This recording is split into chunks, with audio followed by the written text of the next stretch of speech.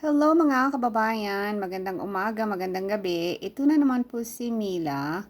Nanonood ako ng Sugod Bahay kahapon sa AAT sa TV5 ng may contestant na isa na napilin or nabunot nila, I should say, na kinausap ni Mayor Jose Manalo na hindi natatalo tungkol sa bakit hindi siya nag-aaral ba siya, sabi niya hindi siya nag-aaral dahil nga daw sa nabubuli siya.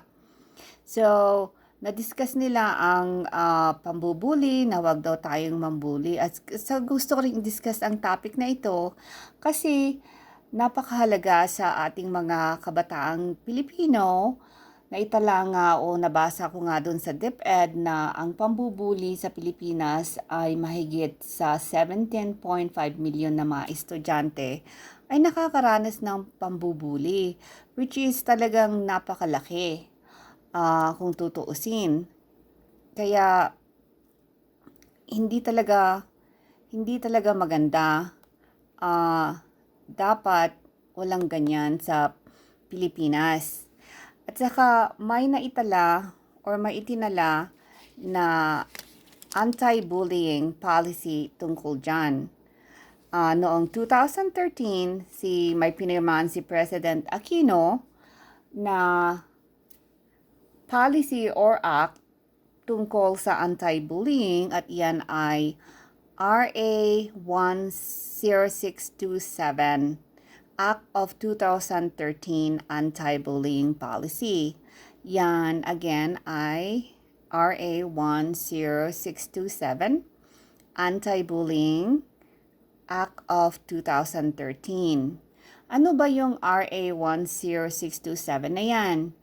Yan ay yung policy na fine less than 50,000 but not more than 100,000 at makukulong ka ng 6 months but not more than 1 year. So, kayong mga kabataan, huwag kayong matakot na protektahan ang iyong sarili, lalong-lalo na physically, mentally, at saka sexually.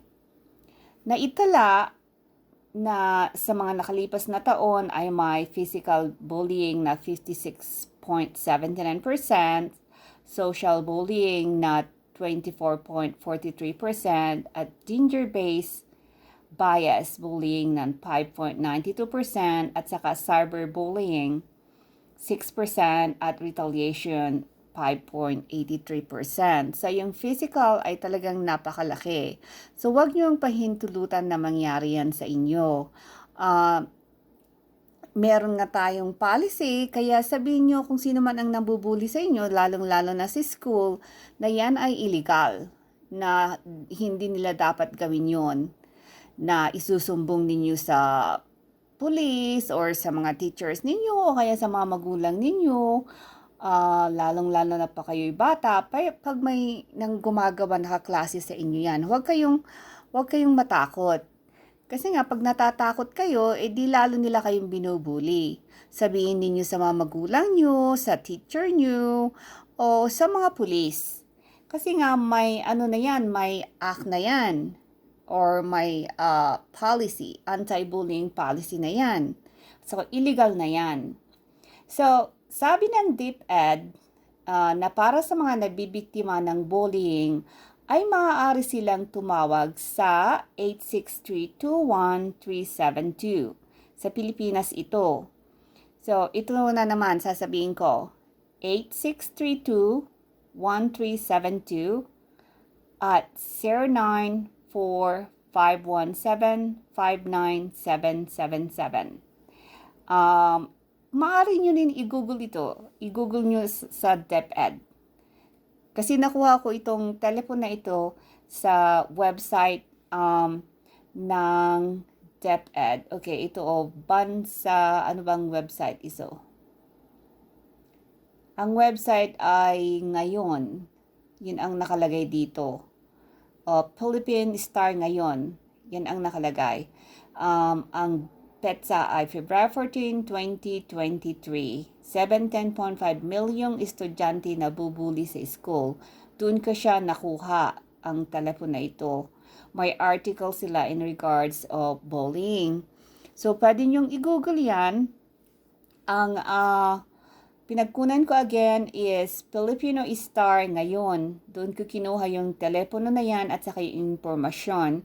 So, uulitin ko, 863-21372 at yung isa ay 0945175977 kung nakakaranas kayo ng pambubuli at wala kayong masabihan, pwede kayong tumawag doon. Yun ang sabi dito sa website na ito. At saka, mas maganda kung nakakaranas kayo ng pambubuli, sabihin ninyo sa magulang nyo, sa teacher nyo, sino man na yung mga relatives ninyo. Huwag kayong matakot. Kung minsan kasi maraming mga bata, lalong-lalo ng mga bata or mga yung high school, nahihiya sila o kaya natatakot sila o kaya yung nambubuli sa kanila, tinatakot sila na sinasabihan na, oy, wag kang magsumbong sa ganito-ganito o kaya may mangyayari sa'yo. Huwag kayong matakot kasi kung naniniwala kayo dun sa sinasabi na nambubuli at natatakot kayo, lalo-lalo pa nila kayong ibubuli. Lalo pa rin nilang gagawin yung mga ginagawa nila na hindi nila dapat gawin. Kaya huwag kayong matakot. Huwag kayong maniniwala sa mga sinasabi ng nambubuli. Kung hindi nyo kayang protektahan ang sarili nyo, isumbong ninyo sa mga pulis o kaya sabi nga sa mga magulang nyo. Yung ang importante. Saka sabi ko nga, illegal na yung pambubuli ngayon. May punishment na yan. Yun nga yung mafa-fine yung nambubuli pag napatunayan na talagang nambubuli siya ng 50,000 pesos but not more than 100,000 pesos at makukulong siya kung mapapatunayan na nambubuli siya at least 6 months but no more than 1 year. Kaya illegal na ngayon ang pambubuli. Wag niyong hayaan mangyari sa inyo yan. Yun nga, maraming klase ng pambubuli. Yun nga, gender bias, physical na pambubuli, cyberbullying, social bullying, retaliation bullying. Yung retaliation, yung para bang pag may ginawa ka sa kanya na hindi niya gusto, yung nagre-retaliate siya na pambubuli. Kaya huwag niyong hayaan mangyari sa inyo. Marami namang kung yung magulang nyo at nahihiya kayong hindi nyo kayang sabihin sa magulang nyo, may teacher kayo. Pag hindi nyo masasabi sa teacher nyo, may mga pulis naman. Kasi isang dahilan kung minsan na sinasabi sa school na kaya maraming binubuli na ngayon, yung mga counselor o guidance counselor ay kulang. May kakulangan sa guidance counselor sa school. Yun ang sabi ng DepEd. Pero kung busy yung guidance counselor ninyo at hindi nyo makita yung guidance counselor ninyo, di yung magulang nyo. Kung hindi yung magulang nyo, di yung mga pulis. Kung hindi nyo maano yung mga pulis, yung mga ibang relatives nyo, may uncle naman dyan, auntie, lola at lolo. Pero huwag kayong matakot na sabihin sa ibang tao at kayong matakot na ibunyag. Kasi it's very important. Kasi pag yung natatakot kayo dun sa nambubuli, di lalo kayong ibubuli. Buti nga kung hindi magre-resulta yan sa physical na damage, yung masasaktan kayo physically. Hindi maganda yun. Kaya importante na yung mga ginagawa sa inyo ng mga nambubuli, ay sabihin nyo sa ibang tao. Very importante yun. Kasi kung kinikim-kim ninyo at hindi nyo sinasabi, emotional naman yun. Baka kung ano-ano nang iniisip nyo, kasi dahil nga sa kinikim-kim nyo sa dibdib nyo, hindi rin maganda yun. Kung minsan pa nga mas maganda yung physical na, hindi ko sinasabi na magpa-abuse kayo, yung sinasabi ko lang na, kung saan mas maganda yung physical kasi magagamot yun kaysa yung emotional. Napakahirap ng emotional kung minsan. Kaya sabihin nyo lahat-lahat. Huwag kayong mahiya o huwag kayong matakot. ah, nasabihin sa ibang tao kung may nambubuli sa inyo. Okay? So, yun ang advice ko at saka sinasabi ko nga, ulit-ulit ko ito, yung pambubuli ay illegal. Anti-bullying policy na yan. Yung policy or act na yun ay your RA 10627 Anti-Bullying Act na pinirmahan ni President Aquino noong 2013. So, may punishment na yan. So, gusto ko magsabi ng disclaimer, kasi baka may magsasabi sa akin, disclaimer, kasi yung mga advice ko na ito baka biglang aanin ako. So, itong disclaimer ko na ito ito yung advice ko. This is my advice. Gusto ko lang makatulong sa madlang people at saka na talagang ako dun sa sabi ni Mayor Jose Manalo na huwag tayong mambuli. Gusto ko ring ibahagi ang aking opinion. So, ang disclaimer na ito lang ay ang aking opinion at bahala kayo kung susunod kayo o hindi. At saka kung may mangyari sa inyo at sinunod niyo yung advice ko, ay wala akong kasalanan doon. Gusto ko lang tumulong sa madlang people.